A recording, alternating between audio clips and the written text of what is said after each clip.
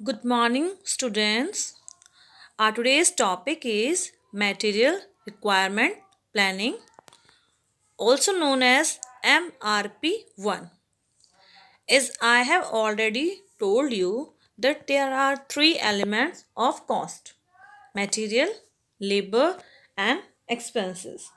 So, in order to controlling the total cost, we have to control the cost of every element. Means we have to control the cost of material, the cost of labor, and cost of expenses. In this topic, we are discussing about the material requirement planning. जैसे कि आपको इसके नाम से भी समझ में आ रहा होगा, मटेरियल रिक्वायरमेंट की प्लानिंग करना मीन्स मटेरियल की कितनी रिक्वायरमेंट है उस पर फोकस करना. It is a planning and control system for inventory and production. ये एक प्लानिंग और कंट्रोल सिस्टम है इन्वेंट्री के लिए और प्रोडक्शन के लिए. मीन्स हमने कितना प्रोडक्शन करना है ये देखना है और उसके लिए कितने इन्वेंट्री की रिक्वायरमेंट है ये देखना है. It is used mostly in the manufacturing industries. Manufacturing industries जहाँ पर प्रोडक्शन का काम होता है ये वहाँ पर ही यूज़ होती है, क्योंकि वहाँ पर ही हमने प्रोडक्शन को देखना है और प्रोडक्शन के अकॉर्डिंग हमें कितनी इन्वेंट्री की रिक्वायरमेंट है वो देखना है. Push type system of inventory control. ये इन्वेंट्री कंट्रोल का पुश टाइप सिस्टम है. पुश सिस्टम इन्वेंट्री कंट्रोल के दो सिस्टम है, एक पुश सिस्टम है, एक पुल सिस्टम है. इसके बारे में डिटेल में मैंने इस वीडियो के एंड में आपको बताना है. Now what is MRP? MRP is such a basic system under which quality of material and component required for production are estimated on the basis of demand of finished product. देखिए इसमें होता क्या है MRP के अंदर कि सबसे पहले हम जो फिनिश्ड प्रोडक्ट हैं उसकी डिमांड को एस्टिमेट करते हैं कि जो फिनिश्ड प्रोडक्ट है जो कि हमने बनाना है, जिसका प्रोडक्शन करना है, उसकी डिमांड कितनी है. उसकी डिमांड के एस्टिमेशन के बाद ही हमने ये देखना है कि उसके लिए कौन कौन से हमें कंपोनेंट रिक्वायर्ड हैं, कौन कौन से हमें मटेरियल की रिक्वायरमेंट है, किस क्वालिटी का मटेरियल रिक्वायरमेंट है, उसका एस्टिमेशन करना. तो MRP के अंदर हम क्या करते हैं, हम यही करते हैं कि on the basis of demand of finished product quality of material and component required are estimated. तो ये एक सॉफ्टवेयर सिस्टम है, एक ऑटोमेटिक सिस्टम है. It helps in getting information और proper time because it can accurately measure. ये जो है इंफॉर्मेशन को प्रॉपर टाइम में बताता है कौन कौन से, ताकि हम मेज़र कर सकें. क्या मेज़र कर सकें? बेसिकली क्या बताता है हमें? काइंड ऑफ मटेरियल, कौन सा हमें मटेरियल चाहिए. कंपोनेंट यूज फॉर प्रोडक्शन, अगर हमें प्रोडक्शन करना है उसके लिए हमें कौन कौन से कंपोनेंट की रिक्वायरमेंट है. टाइम, किस टाइम पर हमें कौन सा मटेरियल, कौन सी क्वालिटी का मटेरियल, कौन सी क्वांटिटी का मटेरियल. क्वांटिटी रिक्वायर्ड, कितनी क्वांटिटी रिक्वायर्ड है किस पर्टिकुलर मटेरियल की. परचेज ऑर्डर टाइम, कब ऑर्डर करना है. देखिए एक होता है लीड टाइम. कॉस्ट के अंदर हम एक चीज़ पढ़ेंगे बार बार, लीड टाइम. लीड टाइम क्या होता है? लीड टाइम का मतलब ये है कि जितने टाइम में आपने जो गुड्स ऑर्डर किए हैं वो आपको रिसीव हो जाएंगे. मान लीजिए आप आज ऑर्डर करते हो, गुड्स आपको 3 डेज़ के अंदर मिल जाते हैं, तो वो लीड टाइम है. ठीक है. तो अगर आपने कोई गुड्स अगर मंगाने हैं, अगर आपने कोई मटेरियल की रिक्वायरमेंट है, तो उसकी लीड टाइम को आपने ध्यान में रखना है. अगर उसका लीड टाइम मान लीजिए 1 वीक है और आप उसको 2 दिन पहले ही अगर ऑर्डर करेंगे तो वो 2 दिन में आपको नहीं मिल पाएगा. तो लीड टाइम को भी कंसिडर करना है. तो ये सारी चीज़ें हमें MRP1 के थ्रू पता चल जाती हैं कि हमें जो है किस टाइप का मटेरियल कितने टाइम में, क्या उसकी क्वालिटी होगी, कितनी क्वांटिटी में और किस टाइम पर हमें ऑर्डर करना है. ये सारी इंफॉर्मेशन देता है MRP1. Mostly MRP system are software based. Normally एक सॉफ्टवेयर बेस्ड सिस्टम है ये, और ये एक ऑटोमेटिक सिस्टम है. बट ऐसा नहीं है कि इसको जो है हम बिना सॉफ्टवेयर के नहीं कर सकते, हम इसको हाथों से नहीं कर सकते, ऐसा नहीं है. ठीक है. It is possible to conduct MRP by hand as well. MRP system was introduced in 1964. It was developed by Joseph Orlicki and the first company who used which used the MRP was Black and Decker. Okay, I hope आपको समझ में आ गया होगा. तो basically इसमें क्या है, MRP1 के अंदर हमने इन्वेंट्री को 2 कैटेगरीज में डिवाइड किया है. एक तो है हमारी इंडिपेंडेंट डिमांड और एक है हमारी डिपेंडेंट डिमांड. इंडिपेंडेंट डिमांड कौन सी होती है, जो कि फिनिश प्रोडक्ट की डिमांड होती है. जो फिनिश प्रोडक्ट की डिमांड होती है उसे हम इंडिपेंडेंट डिमांड कहते हैं. और जो डिपेंडेंट डिमांड होती है वो होती है सब असेंबलीज की. मैं आपको एग्जांपल देके समझाती हूँ. अगर मान लीजिए कंपनी सेल फोन्स बना रही है, तो सेल फोन्स की जो डिमांड है वो हो गई इंडिपेंडेंट डिमांड. ठीक है, क्योंकि सेल फोन उनका फिनिश प्रोडक्ट है. लेकिन अगर कंपनी को सेल फोन बनाने हैं तो सेल फोन बनाने में बहुत सारी चीज़ें यूज़ होंगी, बहुत सारे उसके पार्ट्स वगैरह होंगे, बैटरी भी होगी, उसका सेफ कार्ड भी होगा, बहुत सारी चीज़ें होंगी. तो उसको सेल फोन को बनाने में जितने भी जो है आइटम लगेंगे वो उसकी सब असेंबलीज हो गई. तो जो सब असेंबली हैं उनकी जो डिमांड है वो डिपेंडेंट डिमांड है. ओके, जैसे फ़ोन स्क्रीन हो गई, बैटरी हो गई, और भी चीज़ें होती हैं. तो हमने जो है इन्वेंट्री को 2 कैटेगरीज में डिवाइड किया है, independent demand, dependent demand. Independent demand is the demand for finished product and dependent demand is the demand for सब असेंबलीज. आई होप आपको एग्जाम्पल समझ में आया होगा. तो जो डिपेंडेंट डिमांड है, डिपेंडेंट डिमांड किसकी बताई मैंने आपको, सब असेंबलीज की. तो जो डिपेंडेंट डिमांड है is determined by the determining the independent demand. सबसे पहले हम देखेंगे कि जो इंडिपेंडेंट डिमांड कितनी है, मीन्स जो फिनिश प्रोडक्ट है उसकी डिमांड कितनी है. सबसे पहले तो हमने ये डिसाइड करना है कि मान लीजिए हमने कितने सेल फोन्स बनाने हैं. पहले जब हम ये डिसाइड कर लेंगे कि हमने कितने सेल फोन्स बनाने हैं, उसके बाद ही हम जो है उसका जो डिपेंडेंट डिमांड मीन्स जो उसकी सब असेंबलीज है उनकी कितनी वो कितने यूज़ करने हैं वो डिटरमाइन करेंगे. मतलब डिपेंडेंट डिमांड जो है वो किस पे डिपेंड करती है, वो इंडिपेंडेंट डिमांड पर. ओके, ये एग्जांपल मैं आपको बता चुकी हूँ. If you can forecast the demand of cell phones then you can estimate the quantity of dependent demand material such as screen, processor, batteries etcetera. तो मैंने बताया आपको 2 कैटेगरी में बांटा है हमने मटेरियल को, इन्वेंट्री को, independent demand and dependent demand. तो जो relationship between the end product, finish goods को हम एंड प्रोडक्ट भी बोलते हैं, जिसको हम इंडिपेंडेंट डिमांड भी बोलते हैं. The relationship between the end product यानी कि independent demand product and the sum assemblies are shown in BOM. What is BOM?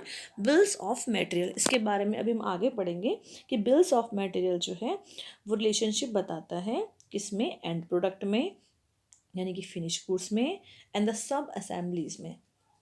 MRP system के अंदर क्या आता है, first main thing is what to produce. सबसे पहले हमने क्या देखना है कि हमने बनाना क्या है.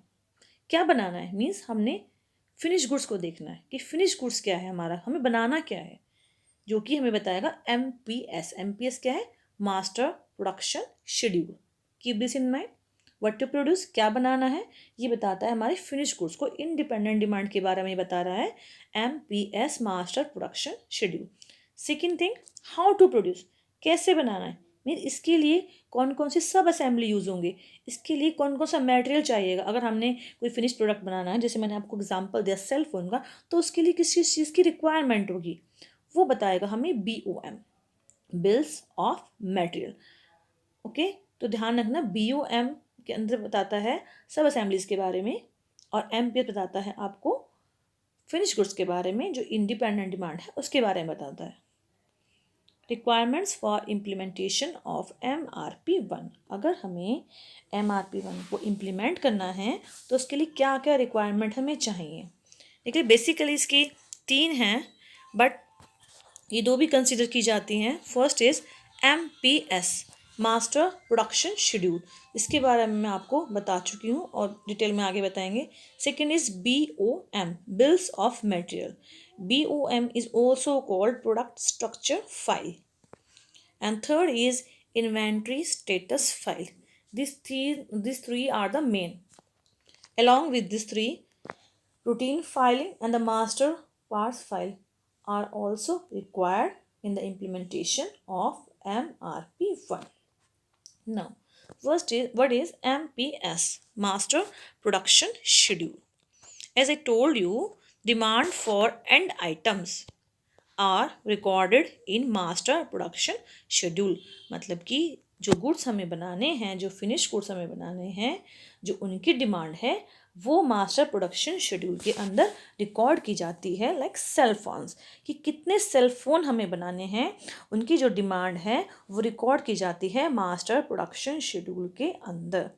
ये इट शोज और एक्सप्रेसेस अबाउट ईच आइटम, ये हमें बताता है हाउ मच वांटेड, कितना चाहिए, and when it is wanted, और कब चाहिए। जैसे हम वही एग्जांपल लेके चलते हैं सेल फोन का, कि मास्टर प्रोडक्शन शेड्यूल हमें बताता है कि हमें कितने सेल फोन्स चाहिए, और द मेन थिंग, और कब चाहिए, क्योंकि हम टाइम भी देखेंगे इसमें, टाइम के हिसाब से ही हम उसको पहले से ही जो है रेडी कर लेंगे।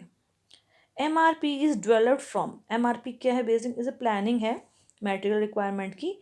तो इसको हम कैसे डेवलप करते हैं, मींस हम कैसे फोरकास्ट करते हैं, हम कैसे अंदाज़ा लगाते हैं कि जो हमारा एंड प्रोडक्ट है उसकी डिमांड कितनी है, मतलब सेल फोन्स की डिमांड कितनी होगी।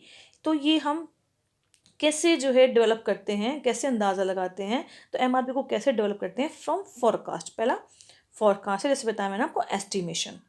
Customer orders for and item, या जो कस्टमर ऑर्डर करता है एंड आइटम्स को उसके हिसाब से। या सेफ्टी स्टॉक रिक्वायरमेंट, कि हम ये सोच के चलते हैं कि इतना तो स्टॉक हमारे पास सेफ्टी के लिए भी होना चाहिए। ओके, तो इस तरह से MRP डेवलप होती है। MPS is the basis of MRP system. MPS मैंने क्या बताया आपको, master production schedule. Master production schedule जो है वो MRP का बेस है। MRP जो है वो MPS पर बेस्ड है, क्योंकि MPS ही तो हमें बताता है कि हमें एंड प्रोडक्ट की कितनी रिक्वायरमेंट है। जब तक हमें एंड प्रोडक्ट की रिक्वायरमेंट की डिमांड नहीं पता होगी, तब तक हम जो है उसके लिए कितने मटेरियल की रिक्वायरमेंट होगी, हम कैसे उसकी प्लानिंग कर सकते हैं। ठीक है, क्योंकि जितनी भी फाइल्स हैं, जितनी भी एजम्पशंस हैं, वो सारी MPS पर बेस्ड हैं। सेकेंड है आपका बिल ऑफ मटेरियल, ये बहुत ही इंपॉर्टेंट है। First is MPS, second is BOM, bills of material, also known as product structure record. इसको हम प्रोडक्ट स्ट्रक्चर रिकॉर्ड के नाम से भी जानते हैं। ये क्या इंफॉर्मेशन देता है आपको, this files provide information about such material and component which are to be used in finished product.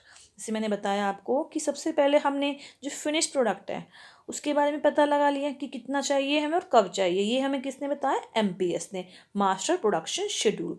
Okay, वो तो क्लियर हो गया कि हमें कितना मटेरियल चाहिए, कितना मतलब कितनी एंड प्रोडक्ट की रिक्वायरमेंट और कब है। लेकिन उसको बनाने के लिए कौन सा मटेरियल चाहिए, कौन से कंपोनेंट चाहिए, वो इन्फॉर्मेशन हमें कौन देता है, bills of material. Okay, information on each item such as part number, description, quantity per assembly, lead time, ये सारे इंफॉर्मेशन जो है हमें प्रोवाइड कराता है bills of material. Third is inventory status file. Inventory status file हमें material के बारे में इंफॉर्मेशन बताता है, हमें टोटल इंफॉर्मेशन बताता है कि मटेरियल हमारे पास प्रेजेंट में कितना है, कितने ग्रॉस मटेरियल की हमें रिक्वायरमेंट होगी, कितना नेट मटेरियल की रिक्वायरमेंट होगी, what is economic order quantity, etcetera. This file provides up to information about material. By using such file, estimations can be made for present inventory level, gross material requirement, economic order quantity. Now, what is economic order quantity? Economic order quantity क्या होती है, मैं आपको बता देती हूँ। Economic order quantity वो quantity होती है जिस पर हमारी टोटल ऑर्डरिंग कॉस्ट और टोटल कैरिंग कॉस्ट मिनिमम होती है और इक्वल होती है। तो इन्वेंट्री स्टेटस फाइल हमें इन्वेंट्री के बारे में अपडेट इन्फॉर्मेशन देती है कि हमारे पास इन्वेंट्री प्रेजेंटली कितना है, कितने की हमें रिक्वायरमेंट है और कब हमें ऑर्डर करना है और कितना हमें ऑर्डर करना है। जब हम ग्रॉस रिक्वायरमेंट को पता लगा लेते हैं, ग्रॉस रिक्वायरमेंट का पता लगाने के बाद हम नेट मटेरियल की रिक्वायरमेंट को भी जान सकते हैं। नेट रिक्वायरमेंट कैसे कैलकुलेट की जाती है, gross requirement minus schedule receipts for the period plus inventory in the hand at the end. फिर है रूटिंग फाइल, ये क्या बताता है आपको, ये भी इंफॉर्मेशन देती है आपको लेकिन डिटेल में देती है। प्रोडक्शन प्रोसेस के बारे में इंफॉर्मेशन देती है आपको, हर प्रोसेस पे, हर लेवल पे कितने मटेरियल की रिक्वायरमेंट है, ये आपको रूटिंग फाइल बताती है। नेक्स्ट है द मास्टर पार्ट्स फाइल। ये आपको इन्फॉर्मेशन बताती है about such tools and components, उन टूल्स के बारे में और उन कंपोनेंट्स के बारे में which are to be produce within the firms, जो हमें फर्म के अंदर प्रोड्यूस करने हैं, and which are to be purchase from outside, या जो हमें बाहर से परचेज करने हैं। उनकी नीड के साथ साथ उनका लीड टाइम भी ध्यान में रखा जाता है। तो मास्टर पार्ट्स फाइल, इसका नाम मास्टर पार्ट्स फाइल, तो ये आपको उन टूल्स और कंपोनेंट के बारे में बताती है जो कि यूज़ करने हैं हमें, लेकिन ये देखना है कि वो फर्म के अंदर से ही प्रोड्यूस करने हैं या हमने बाहर से मंगाने हैं, और उनका लीड टाइम भी कंसिडर करना है। लीड टाइम क्या है ये मैं आपको बता चुकी हूँ। तो आज की वीडियो में हम इतना ही। नेक्स्ट बाकी जो टॉपिक हैं वो नेक्स्ट वीडियो में कवर करेंगे।